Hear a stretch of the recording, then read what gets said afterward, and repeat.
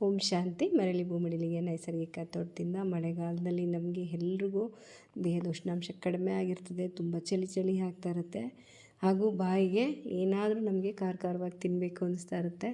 ಶೀತ ಆಗಿರುತ್ತದೆ, ಗಂಟಲು ನೋವಾಗಿರ್ತದೆ, ಜ್ವರ ಬಂದಿರುತ್ತೆ, ತಲೆಭಾರ ಆಗಿರುತ್ತೆ. ಯಾವುದು ತಿನ್ನೋದಕ್ಕೂ ನಮಗೆ ಬಾಯಿ ರುಚಿ ಹತ್ತುತ್ತಾ ಇರಲ್ಲ. ಅಂಥ ಸಮಯದಲ್ಲಿ ಎಲ್ಲರ ಮನೆಯಲ್ಲೂ ಮಳೆಗಾಲದಲ್ಲಿ ಇರಬೇಕಾದಂಥ ವಸ್ತು ಅಂದರೆ ಈ ಉಪ್ಪಿನಕಾಯಿ. ಅದರಲ್ಲೂ ನಾವೇ ನಮ್ಮ ತೋಟದಲ್ಲಿ ಬೆಳೆದಂಥ ಹಸಿ ಅರಿಶಿನ, ಶುಂಠಿ, ಹಸಿರು ಮೆಣಸಿನ್ಕಾಯಿ, ಬೆಳ್ಳುಳ್ಳಿ ಈ ಥರ ಮಸಾಲ ಪದಾರ್ಥಗಳು ಮನೆಯಲ್ಲೇ ಮಾಡಿದಂಥ ಪದಾರ್ಥಗಳನ್ನ ಹಾಕಿ ಮಾಡಿರೋವಂಥ ಇಮ್ಯುನಿ ಬೂಸ್ಟರ್ ಪಿಕ್ಕಲ್. ಇದು ಹೆಂಗೆ ನಮ್ಮ ಬಾಡಿ ಇಮ್ಯುನಿಟಿನ ಚೆನ್ನಾಗಿ ಇಟ್ಕೊಳ್ಳುತ್ತೆ ಅಂತಂದರೆ, ದಿನ ಅರ್ಧ ಸ್ಪೂನ್ ಅಥವಾ 1 ಸ್ಪೂನ್ ನೀವು ದಿನದಲ್ಲಿ ಚಪಾತಿಗೋ ದೋಸೆಗೋ ಅನ್ನಕ್ಕೋ ತಿಂತಾ ಬಂದ್ರಿ ಅಂದರೆ ದೇಹದ ಉಷ್ಣಾಂಶ ಇಮಿಡಿಯೇಟಾಗಿ ನಿಮಗೆ ಸ್ವಲ್ಪ ಏರುತ್ತೆ. ಅದರಿಂದ ನಿಮಗೆ ಹೊರಗಡೆ ಇರೋವಂಥ ಚಳಿ ಅಥವಾ ತೇವಾಂಶ ಮತ್ತು ಮಳೆಗಾಲದಲ್ಲಿ ಆಗುವಂಥ ಸಮಸ್ಯೆಗಳು ನಿಮಗೆ ಇಮಿಡಿಯೇಟಾಗಿ ಬರೋದಿಲ್ಲ.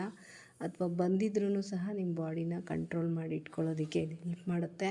ಸೊ ನಾವು ಈ ಮಳೆಗಾಲದಲ್ಲಿ ಎಷ್ಟು ಇಮ್ಯುನಿಟಿನ ಚೆನ್ನಾಗಿ ಇಟ್ಕೊಂಡಿರ್ತೀವೋ ನಮಗೆ ಇಮಿಡಿಯೇಟಾಗಿ ಯಾವುದೇ ಥರ ಫ್ಲೂ ಅಟ್ಯಾಕ್ ಆಗದೆ ಇರೋ ಥರ, ಕೋಲ್ಡ್ ಅಟ್ಯಾಕ್ ಆಗದೆ ಇರೋ ಥರ ನಮ್ಮನ್ನು ಕಂಟ್ರೋಲ್ ಮಾಡ್ತಾ ಇರುತ್ತೆ. ಸೊ ಹೊರಗಡೆಯಿಂದ ನಾವು ಬೆಚ್ಚಗೆ ಸ್ವೆಟ್ರ್ ಹಾಕ್ಕೊಳ್ಳೋದು ಅಷ್ಟೇ ಅಲ್ಲ, ಒಳಗಡೆಯಿಂದನೂ ಸಹ ನಮ್ಮ ದೇಹದ ಉಷ್ಣಾಂಶನ ಕಾಪಾಡ್ಕೋಬೇಕು ಅಂದರೆ ಈ ಥರ ನಾವು ಮನೆಯಲ್ಲೇ ಮಾಡಿಟ್ಕೊಂಡಿರೋವಂತಹ ಹಳೇ ಕಾಲದಿಂದ ಪಾರಂಪರಿಕವಾಗಿ ಬಂದಂಥ ಕೆಲವೊಂದು ಆಹಾರ ಪದಾರ್ಥಗಳನ್ನ ಬಳಸೋದ್ರಿಂದ ನಮ್ಮ ದೇಹಕ್ಕೂ ಒಳ್ಳೆಯದು. ಹಾಗೂ ಮನೆಯಲ್ಲೂ ಸಹ ನಮಗೆ ಎಲ್ಲರ ಉಷ್ಣಾಂಶ ನೀಟಾಗಿತ್ತು ಅಂದರೆ ಒಬ್ಬರಿಂದ ಇನ್ನೊಬ್ರಿಗೆ ನೆಗಡಿ ಬರೋದು ಕಡಿಮೆ ಆಗ್ತದೆ. ಸೊ ನೀವು ಅಷ್ಟೇ ನೋಡಿ, ಈ ಥರ ಅನ್ನಕ್ಕೆ ನಾವು ಉಪ್ಪಿನಕಾಯಿ ಹಾಕ್ಕೊಂಡು ತಿಂತಾಯಿದ್ರೆ ಗಂಟ್ಲಿಗೂ ನೆಚ್ಚಗಾಗ್ತದೆ ಹಾಗೂ ಹಿತವಾಗೂ ಇರುತ್ತೆ.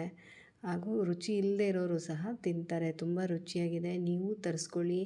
ದಿನ ಒಂದೊಂದು ಸ್ಪೂನು ನಿಮ್ಗೆ ಯಾವ ಆಹಾರಕ್ಕೆ ಬೇಕೋ, ಚಪಾತಿ, ಇಡ್ಲಿ ಅಥವಾ ರೊಟ್ಟಿ ಅಥವಾ ಅನ್ನಕ್ಕೆ ಹಾಕ್ಕೊಂಡು ತಿನ್ನಿ ಅಂತ ಹೇಳ್ತಾ ನಮಸ್ಕಾರ.